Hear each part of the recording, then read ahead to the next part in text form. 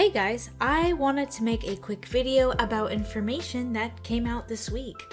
First, Funimation and Viz Media announced a partnership. Funimation is owned by Sony, and Warner Bros. Invests in Viz Media and even handles their distribution.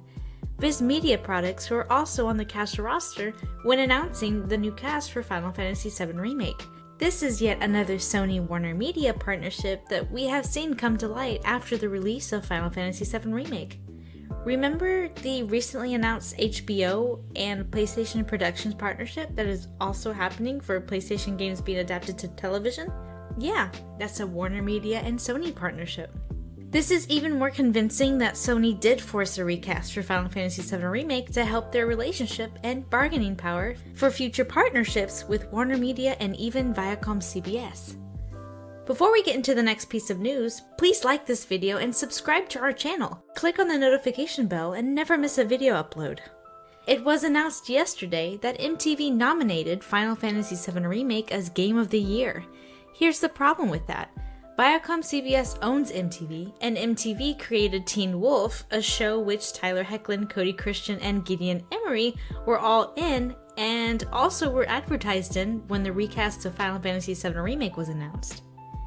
ViacomCBS and MTV nominated a game that was recasted in order to showcase their own actors along with Warner Bros. Remember, ViacomCBS owns 50% of the CW, and Warner Bros. Owns the other 50%.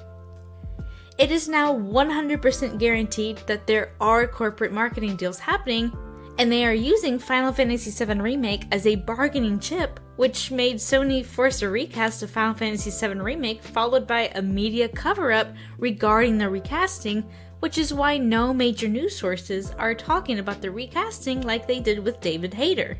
Sony saw the fans' disagreement with Hayter's recasting for Metal Gear Solid 5 and learned they needed to downplay the significance of the Final Fantasy VII Remake recasting and act like it's not a big deal to get proper publicity for their actors and have their plans run smoothly. Don't let the news sites talk about recastings, otherwise it'll cause fans to share their concerns. Square Enix has upheld a reputation for keeping voice actors consistent through projects and characters, with a small change here and there.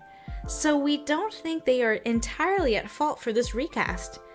Based on the marketing of Final Fantasy VII Remake, they most likely employed Sony to market the game for them with the addition of the timed exclusive deal, and it was met with strict mandates from Sony's marketing team, such as the recast and honestly Tifa's character design, which isn't a big deal, we don't want to get into it, but there was a change based on the ethics department that actually never existed for Square Enix until Sony came along with the timed exclusive for Final Fantasy VII Remake.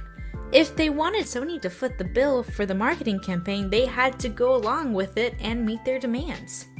What a corporate mess. The only way to get Square Enix's attention for this DLC is to unite our voices.